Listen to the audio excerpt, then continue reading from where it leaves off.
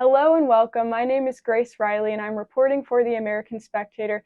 Today I'm joined by Dr. Paul Kengor. Dr. Kengor is the editor of the American Spectator and he's also the senior director of the Institute for Faith and Freedom at Grove City College, as well as a political science professor. And this is where I know Dr. Kengor. Today we're going to be talking about some of his books that he's written. He's a best-selling author of many books. But today we wanted to talk about kind of cultural Marxism and how pervasive it is now in our culture, and also what role it's played throughout history. And part of doing that, I think, is going to bring us into a discussion about someone who he just recently wrote a book about. He wrote a book titled The Devil and Bella Dodd. Mm-hmm. And I think that will come to be very Sounds edifying, relevant. doesn't it? Yeah, Yeah. exactly. It should be very relevant to the conversation today about the Marxist left and why they would want to infiltrate education and the culture as a whole. So thank you so much for joining me. Oh, sure. Yeah, it's good to be with you here. And Grace is a star for us at Grove City College. She does videos like this at Grove City College for Liberty Mail or Institute for Faith and Freedom, faithandfreedom.com. So we had to get her down here to American Spectator to do some of this. And by the way, before we get censored by Google or whoever, that very term cultural Marxism, as you know, I teach a course on Marxism at Grove City College, and so I teach about cultural Marxism, what it is, what it isn't, what people say about it. And at one point, about 3 years ago, I pulled up on the big screen behind me, like I always do in class. I typed in cultural Marxism, like I do for gender Marxism, critical race theory, whatever else.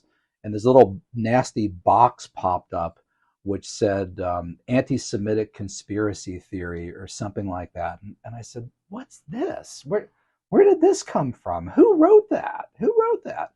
I mean, there have been Marxists working in culture. People's World has a call for cultural workers. The Frankfurt School, these guys have books on the culture industry. So it's been around for a long time. And I wrote two pieces for American Spectator. You should look them up. One is Cultural Marxism and Its Conspirators. And then the follow-up was called Cultural Marxism and Its Conspirators Part 2. So I walk through exactly what cultural Marxism is and is not, and including all of a sudden this nasty box that pops up that you have to deal with. But one of the things that we do at Grove City College, and one of the things we're trying to do at American Spectator, is in a rational, sober way, educate people about what these things really mean. And we've long had sophisticated writers and thinkers at American Spectator, which they don't have running some of these search engines. I'll tell you that. These anonymous people who come up with these little phrases and cancel you. But we're trying to do just the opposite. Yeah, well, exactly. And that's kind of just the point, too, that now the reaction to things that certain parties don't agree with is to censor them and call them Yeah. fake, because cultural Marxism is by no means fake, and it's written in history. And you did this in your book about Bella Dodd. You did this in your book, The Politically Incorrect Guide to Communism. You talked about it in The Takedown, The Devil, and Karl Marx. So all books that I'd recommend checking out. But just for the purposes of this conversation, can you explain who Bella Dodd is and why she may be relevant to talk about? Sure. And by the way, cultural Marxism is simply Marxism applied to culture. That's Yeah. all. And so if we could just, maybe we have to say it that way, right? Marxism applied to culture. But again, there's gender Marxism, there's race Marxism, there's classical Marxism, there's all kinds of different phrases like this. You got to be able to say them without people having a hissy fit and melting down over it. But Bella Dodd, yeah, Bella Dodd was a remarkable figure. She was born in Picerno, Italy in 1904. She died in 1969, or was it 68? I should know that. I wrote a book on her. But she ended up, she came from Picerno, Italy to New York, this Italian girl from this Italian family of like 10 or 11 people. And she ends up being sucked into the whole socialist milieu in New York and got introduced to socialism in her elementary school, her high school, and then went to Hunter College and Columbia University, and there became a communist, a Marxist. She started organizing for the party in the 1930s, and her area was education. So for the party, she was the organizer to infiltrate the teachers union. And New York at that point had a 10,000 member teachers union. In fact, it was called capital T, capital U, Teachers Union. And out of the 10,000 members in New York, Bella Dodd placed about 1,500 communists. Wow. She had over 500 Communist Party members marching in the 1936 May Day parade in New York City. Now, New York City, and I quote this in the book, and I've quoted in other books as well, there's a 1948 declassified FBI report. About half of the probably roughly 60,000 communist USA members in America in the 1940s lived in New York City. Actually, the 5 boroughs in the New York area. So New York was just this thriving hotbed of communists. And Bella Dodd was... It seems not much has changed. No, and Bella Dodd was a master organizer. Columbia University was where Whittaker Chambers went there as this non-ideological kid from Long Island. The family was probably Taft Republicans, comes out a raving Marxist. Thomas Merton became a communist at Columbia, and it happened to Bella Dodd as well. Yeah, Columbia University has quite a history of, similar cases to that. And I think today, a lot of what we're hearing a lot of stories about communist ideas in whatever form that may be. So I would argue in one way, you could bring up the sexual revolution and Sure. how that's come into play in culture today. But in a lot of different ways, there's been these Marxist ideas in education and in the church. We've had a few pieces for the American Spectator just over the past few weeks where I talked to a parent that pulled his child out of school because of pride messages in the school without parents' consent. Sure. And there's kind of I wouldn't call it new actually, but there's now more pervasiveness of the schools wanting to teach things behind parents' backs and having more of the idea of it being their children and their job to, educate the youth, and that the parents shouldn't be consulted. So I guess the point that I'm trying to make is that there's a lot going on today, and you just wrote a piece about the LA Dodgers hosting the Sisters of Perpetual Indulgence, which is an anti-Catholic group. Yeah, I think I called it MLB's Cultural Revolutionaries. Yeah. Yeah, and that too, and what Grace is saying about the sexual revolution, Google it. The book, the term, the sexual revolution, was coined by Wilhelm Reich, who was a cultural sexual Marxist. He was a Freudian Marxist, and he's really not directly a part of the Frankfurt School. That was Theodor Adorno, Max Horkheimer, Herbert Marcuse, who became the guru to the 1960s New Left. But Reich was part of that group. He was a Freudian Marxist, so he was a sexual Marxist. He literally wrote the book called The Sexual Revolution. He coined the term. And later on, among the gurus, so the guru to the 1960s New Left was Herbert Marcuse, who came to Columbia University with Horkheimer and Adorno when they moved the Frankfurt School to Columbia University in the 1930s. And his most famous student was Angela Davis. And Angela Davis was one of the co-chairs of the Women's March in Washington, D.C. in January 2017, the day before or day after Trump's inaugural. Another person that they influenced at Columbia was Kate Millett. And Kate Millett wrote the book Sexual Politics. You could look this up too. That was her dissertation at Columbia. She was on the cover of Time magazine. Kate Millett was as the Mao Zedong of the women's movement. So here again, you had sexual Marxism, gender Marxism, race Marxism, cultural Marxism. So all these forms of Marxism that Marx and Engels would probably be shocked by, yeah. but they took the general Marxist superstructure of oppressed versus oppressor, right? All of society is defined by an oppressing group and an oppressed group. Under classical Marxism, it's the bourgeoisie and the proletariat. Under critical race theory or race-based Marxism, it's black versus white, which is really stupid and super simplistic, right? You're in one of two categories, black or white, one of two, right? Gender Marxism, it's male versus female.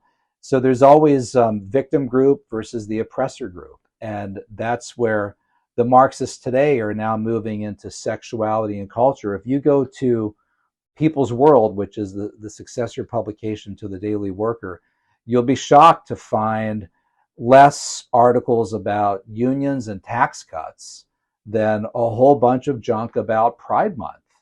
The first time that I saw the acronym LGBTQIA plus, I didn't even know what the IA meant at that point. Yeah.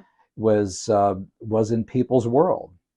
It was that they were People's World and Communist Party USA were supporting same-sex marriage in the early 2000s before Barack Obama flipped, before Hillary Clinton flipped, before the entire Democratic Party flipped. The Democratic Party, the vast majority of Democrats in the Senate and House supported the Defense of Marriage Act in 1995, including Bill Clinton and Hillary Clinton.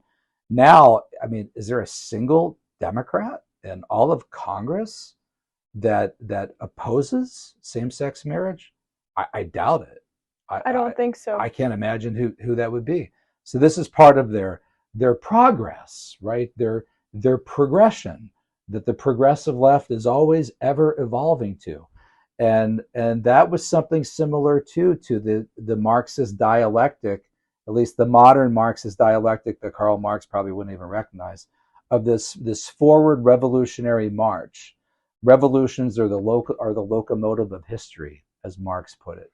And so today's cultural left is constantly pushing ahead with these ideas. Yeah. And we're monitoring them here at the American Spectator. Yeah, and to build upon that, why would it be that Marxists would focus on something like sexuality and culture or in education, for example, instead of just merely focusing on economics? Why take the cultural route? Well, they realized, as Lenin said, give me 4 years with a child, and the seed that I have sown will never be uprooted.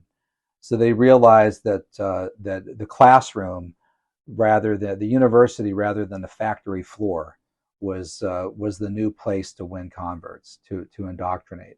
So the 60s New Left, Mark Rudd, who was one of the founders of SDS, talked about in his memoirs recently about going into the streets of Pittsburgh and Cleveland and Chicago and preaching the Marxist gospel to the greasers, as they called them, and these working class kids, Irish and Italian Catholics, and hated communism. And they would beat up Mark Rudd and his buddies and say, "Get out of here. We don't want your commie crap. Get out of here." So what they realized was the communists are not going to get the coal miner in West Virginia. Those guys all voted for Trump. They're not going to get Pittsburgh steel workers. They're not going to get guys in the energy sector, guys that do fracking in Pennsylvania. So where they're going is for 18, 19, 20-year-olds in the universities. And that's what Bella Dodd realized. And that's been the new area of organization. That's been the new target. Well, yeah, and that she is a testimony to that. And I would say that I think that's got to be, if not the biggest mistake of conservatives, very high on the list of letting the education system fall to the Marxist left, because now, especially as a young person looking at my generation, you can kind of see the effects of this, where a majority of people in my generation support socialism, yet they can't explain what it is. Right. So when you have statistics like that, you can kind of see how that's worked, where now there's a bunch of Marxist professors in universities, but that also goes all the way down to kindergarten, where there's all sorts of different forms through the public school system, also through some private schools, where now kids are kind of going to school, spending time away from their parents for hours and hours for the majority of their time, and the schools are not holding the parents' values or supporting them in any way, and in fact they're teaching in adamant opposition to those by, even in the most, by covertly and overtly teaching Marxist ideals. Yeah, in fact, in the Communist Manifesto, the 10-point plan, point 10 is free education for all children in public schools. And Marx and Engels wrote in there, they say, but you object that we destroy the most hallowed of relations when we replace home education by social. And they mock the idea of the sacred correlation between parent and child. Well, the relationship between parent and child is sacred. So they took all education away from home, or they tried to, away from religious schools, the first thing the Bolsheviks did, and they put them into the educational collectives.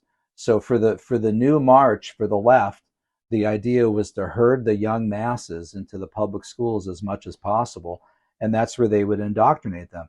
And at least with the public schools, you probably still have 30 to 40% of the teachers are probably like registered Republicans, right? I mean, the teachers' unions, Randy Weingarten and the others, the NEA, John Dewey was honorary president for life of the National Education Association. In fact, I wrote about Dewey on that in this edition. And this is the latest edition, so the you latest can find edition. that. But the universities are where it's really bad. And that's where you'd be lucky to find 10% registered Republicans, especially in the social sciences. And one thing I have to say, as pushing back on your point, conservatives let liberals take this area. Liberals in higher education are so intolerant and so against diversity, even though they claim to be tolerant and for diversity, that they've squeezed out conservatives. They cancel them. They push them out. They're really brutal. They're very they're cancelers. They don't believe in dissent, different points of view, even though they claim that they do. And so conservatives have really been squeezed out. So they really destroyed higher education. Yeah, no, I think that's completely true. And it's sad to watch, I guess. It's sad to see that happen. But I guess maybe offering to people listening, what can people do to kind of change this tide? I would say, I mean, it starts with conversations with people in your life, but I think there is hope, especially with young people in your life. There is hope because I think a lot of young people just don't understand what they're supporting, which is what the numbers show. The numbers show that even though young people support socialist ideas, they can't defend why, or they don't understand kind of the whole background to why. So I think that's a great opportunity to talk about why the ideas of freedom are so important, and why the ideas that America was founded on are so important, and why Marxism's in opposition. But what do you think? Well, in some of the surveys where they ask people if they like communism, if they like socialism, the ones who say yes will say, in fact, Victims of Communism Memorial Foundation did a survey on this. They said, okay, well, how do you define it?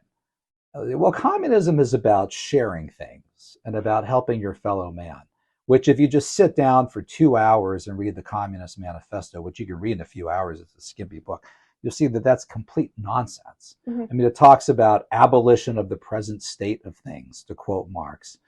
Abolition of the family, exclamation mark. Even the most radical flare up at this infamous proposal of the communists. Communists everywhere support every revolutionary movement against the existing social and political order of things. That's in the final paragraph of the manifesto. They want to abolish, criticize everything.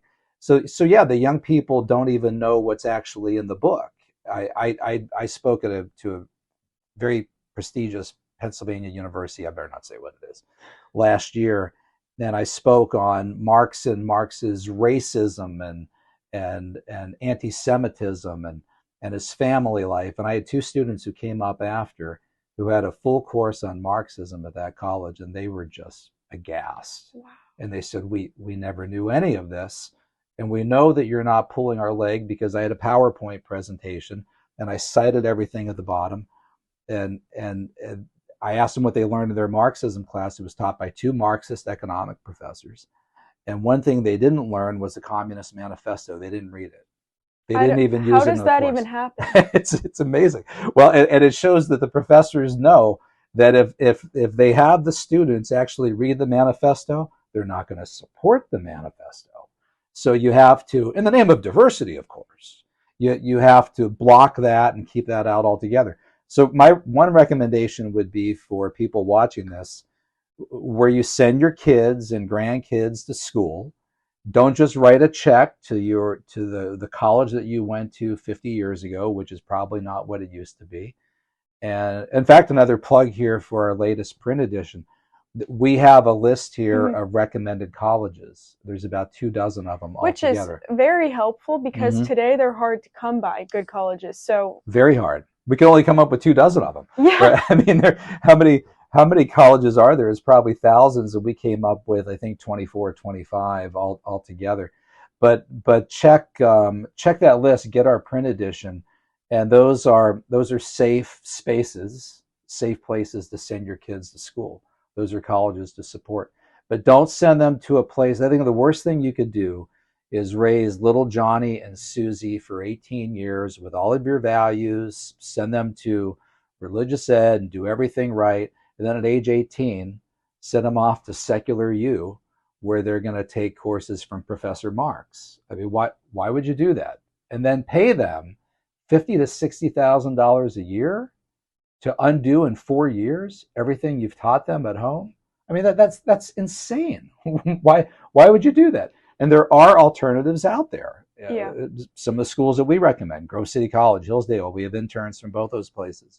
Um, Christendom, Franciscan, Liberty. There are good options out there. So send your kids to the right college. Yeah, I think that's a good point, and I think that's a point that should be taken very seriously because really, all the stuff we're talking about, I mean, supporting it's not going to help anything. Yeah, no, that's right. You have to, I'd say, drain the swamp. That's going to be hard to do, but at the very least, don't send your kids to those places. I mean, why subsidize it? Why take your hard-earned life savings and pay for this rot to poison the minds and really ultimately, I'd say, even the souls of your kids? Yeah, yeah, absolutely. And I guess just quickly before we end, just a point on what you're saying about poisoning the souls and the fact that communism and religion are incompatible, and Oh, that's yeah, right, according right. to Marx in his writings as well, calling it the opiate of the people. So there's all sorts of reasons there, but it's incompatible with religion too. So if you Yeah, want to in speak fact, the on that. Marxists even said that. Nikolai Bukharin and others said Marxism and religion are incompatible. Well, yeah, Uh, the God has to be Marxism itself. yeah, that's right. And to bring this full circle, Bella Dodd infiltrated the Catholic Church or Catholic seminaries. That's what she attempted Mm-hmm. to do. And I talk in the book The Devil and Bella Dodd, and also the precursor to that, The Devil and Karl Marx. I have chapters on the communist infiltration of the churches, and they were especially successful with the mainline denominations. Mm-hmm. The Episcopal Church, what became Presbyterian Church USA, the United Methodist Church. And I think the reason today why so many conservative Christians are in non-denominational churches is that they were really pushed out of the main Well, lines. and that happened in my case actually. I grew up going to an Episcopal church, but we left because the Right. church that we went to, it got a new pastor, and it was all the things we're talking about. So Yeah, yeah. it Under the rubric really, of social justice, yes, which exactly. classical social justice is a good thing, but if you've turned it into code language for socialism, that's not good, and that's what a lot of them have done. And right now, Tom Robbie wrote on this for us at American Spectator. He's been following the United Methodist Church.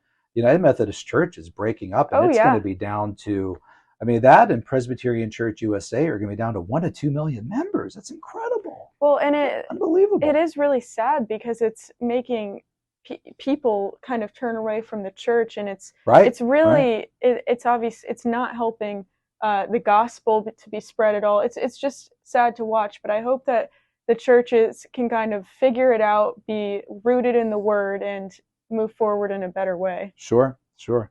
Yeah, that's the hope. Chesterton said hope is about having hope when things seem hopeless. Yeah. But it does seem pretty hopeless for a lot of the culture.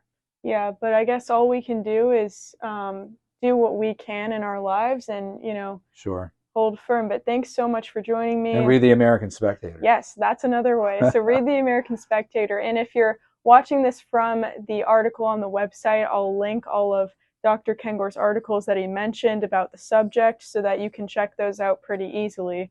But thank you for tuning in and thank you for joining me. Yeah, thanks. And get those articles by myself and others and send them to people and help us build up subscribers to our email list. That way, if we have subscribers, we can't get blocked that way like we can by other search engines. And having subscribers is really crucial. So thank you. Absolutely. Thanks so much.